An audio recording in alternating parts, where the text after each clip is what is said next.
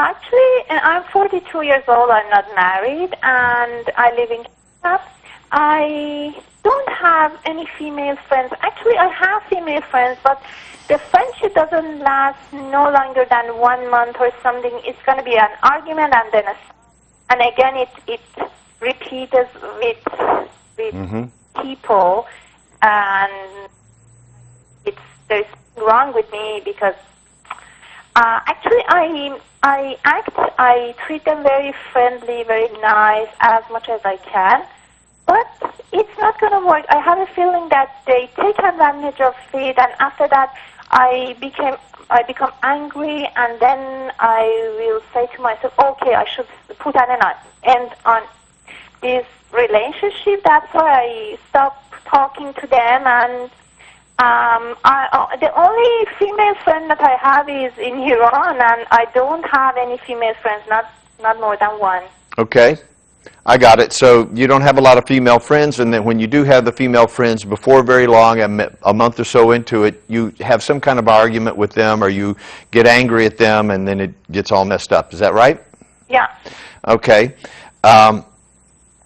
Well, there's a lot that could be said about that, and it's probably a lot more than I could say about it on a few-minute phone conversation on television. However, there are some boundary issues, apparently, that you have. In other words, you allow people to step on your feelings or step on your boundaries, or maybe you don't have any boundaries. Maybe it is that I'd have to know a lot more about you, and I'd have to know a lot more about the people you're having relationships with, but I'm going to take a guess and assert that in the relationships, rather than having your focus on bringing your happiness, your wholeness, your fulfillment, and your well-being into the relationship and contributing it to other people, which is a source of happiness. I promise you, you want to be happy, make someone else happy by being authentic, by being truly who you are. Not by being phony or putting on an act, but actually bring your happiness and share it with others. Your happiness will increase exponentially. However, I assert that that's not happening in your relationships, and what's happening in your relationships probably is going to be a part of the addictive systems that I was talking about later, where we're attempting to get happiness from others. You may have some thought in your mind like, well, I don't have any female friends, and I should have some female friends, and maybe there's something wrong with me, so maybe if I had some female friends, I won't have to sit around and worry about what's wrong with me. Can you see that that's all about you? It's nothing about them at all. It's all about you. In other words, you don't really have any concern for them or their happiness or well-being whatsoever. It's all about you being happy and feeling better about yourself. Okay. And what's missing is what we could say is self-awareness or self-knowledge, and that doesn't necessarily mean it's going to take a whole lifetime for you to have that. Sometimes it can be done within a few hours or a weekend or a couple of sessions with a coach or therapist. In other words, you can get to know yourself and then have that be a lifelong path, and from that self-awareness you can find that you begin to become more conscious, more fulfilled, and bring happiness to the situation because you have the ability to do that. You have the ability to do that. You're not powerless. But if you are looking for happiness and fulfillment outside of yourself, in other words, in these relationships that you're having with other people, with other women, or with men, you will always be disappointed because human beings are fallible. They're unreliable. They make mistakes. They do stupid things. They do selfish things. They do careless things. And so if you're counting on them to not do those things, well, then you're just setting yourself up for disappointment already, you see?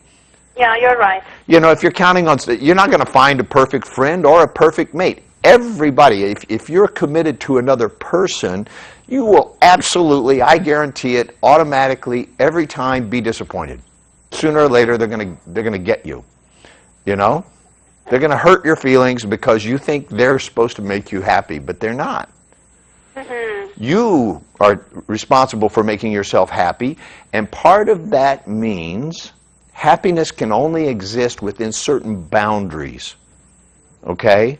I'm not talking about Pollyanna, happy, happy, happy, everything's happy, like disconnected from reality, like somebody who's like high all the time.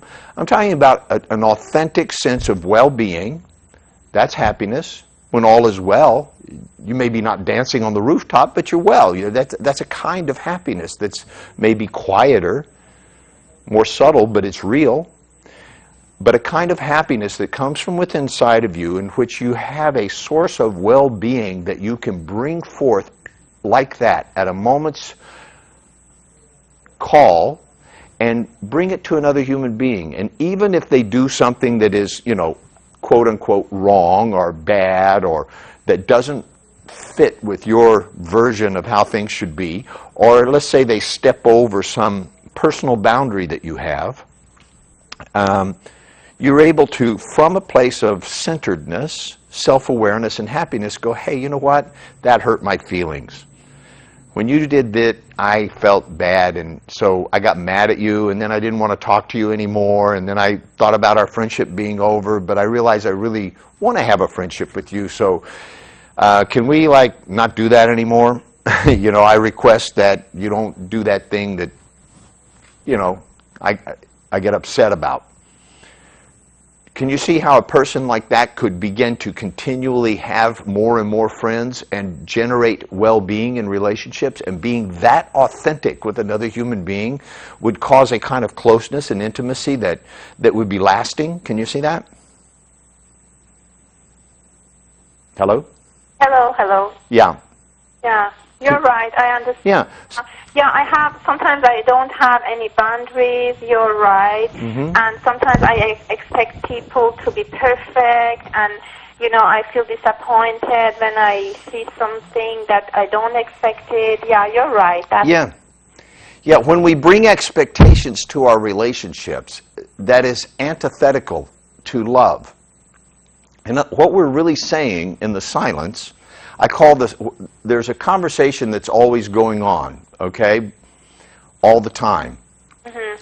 There's a silent conversation that's always going on with you and the people that you're in relationship with, and you can begin to turn the volume up on that and really listen to it. Now, I'm not talking about anything unusual. It's just that there are things that are being said in the silence that most people aren't paying attention to. And those are the most important things as far as I'm concerned. So really what you're saying to the person is, I don't really care about your feelings, I only care about my feelings, so why don't you make me feel good? You're not really saying that. It's in the unsaid. But believe me, people hear it. Yeah, you're right. Right? And the same is true for what we call boundaries, right? Like, I don't allow certain people to treat me disrespectfully. If people consistently are disrespectful with me, well, first of all, I just don't like it, okay? And secondly, I don't see why I should put up with that. Do you know what I mean? What's in it for me, right? So I don't have any problem telling people that doesn't work for me, and I won't allow you to talk to me like that. It's disrespectful, and I request that whether you feel respect or not, that you show some. Okay. Right? Yeah. I can't control how people feel. If people don't feel respectful to me, that's fine.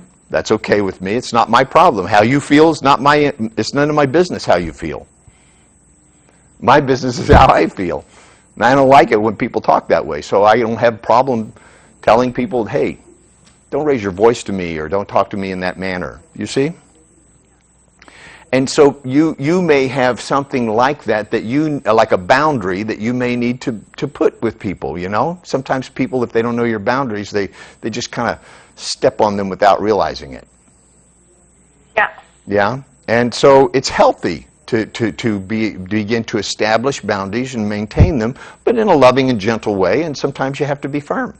And sometimes if somebody just insists on continuing to invade your boundaries, maybe you need to move away and create a boundary like further out there so they can't step on it, Yeah.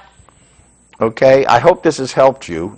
You know, your question is in line with the subject of the show today, which is addictive systems. And, you know, addictive systems are any process over which you feel powerless. Okay, it could be a process or a substance, right? An addiction could obviously be a substance of some kind, but it becomes progressively more compulsive and obsessive, and it finally takes over, and so that you feel really powerless. And so I could hear in your question that, well, I don't have relationships with women, and so there's some way of being that you feel powerless about, yeah?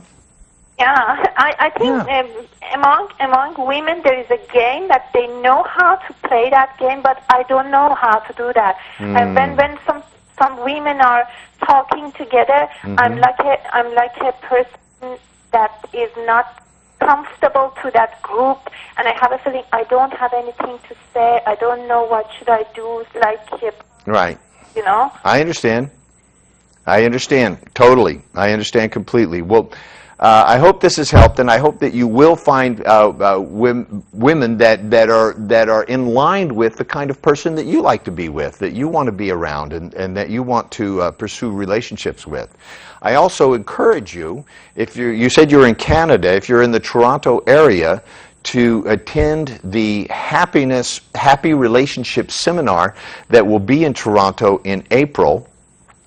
My wife will be leading it in Farsi, and then there is a women-only workshop the following weekend. Yeah, go ahead and show that Toronto poster. The Toronto poster it'll be at the Sheridan Parkway Hotel on April the 11th, and then I think that's a Tuesday or a Wednesday, and then the following weekend, Friday, Saturday, and Sunday, there'll be a women-only workshop, and that is the absolute best place I know on the planet to find who you are as a woman and to have profound relationships with the women in your life. Hundreds of women have taken this workshop, and they are on an international conversation that's going on constantly. Right now, as we speak, they are exchanging encouragement and sharing their feelings and their thoughts and their breakthroughs, and it's an ongoing conversation with women from Iran, Toronto, Oslo, Los Angeles, all over the world. They're online speaking about that in an open forum that is a private web page for graduates of the women-only workshop. So I want very much for you to have a chance to participate in that. You'll have tons of women friends after that. In Toronto, but I do my best to take in that seminar. Thank you very much. Yeah, find out about it at embracegrowth.com. Okay? Bye-bye. Bye-bye. Thank